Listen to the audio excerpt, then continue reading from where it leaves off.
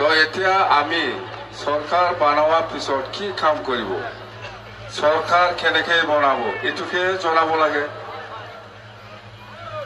চৰকাৰ 3 তাৰিখ অক্টোবৰত শপথ গ্ৰহণ হ'ব, জানে 3 তাৰিখ অক্টোবৰ।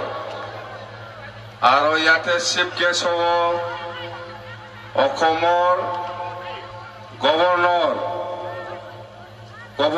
জানে, গভর্নর জানে না, রাজ্যপাল।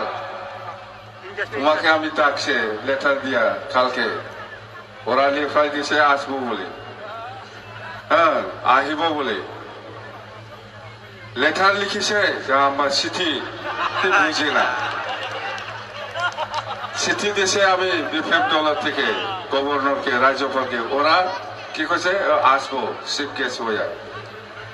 আৰু আমি কৈছে চিফ মিনিষ্টাৰ ডাঙৰীয়াক কৈছো আপুনি আহিব না নাই, লেটাৰ লিখিছে আহিব বুলি। BTCত কোনোবাই শপত ল'ব, মইতো আহিবই লাগিব, মই অসমৰ মুখ্যমন্ত্ৰী দিয়াৰ কথা কৈছে। নিমন্ত্ৰণী পত্ৰ দিলেও আহিব লাগিব, নিদিলেও আহিব লাগিব।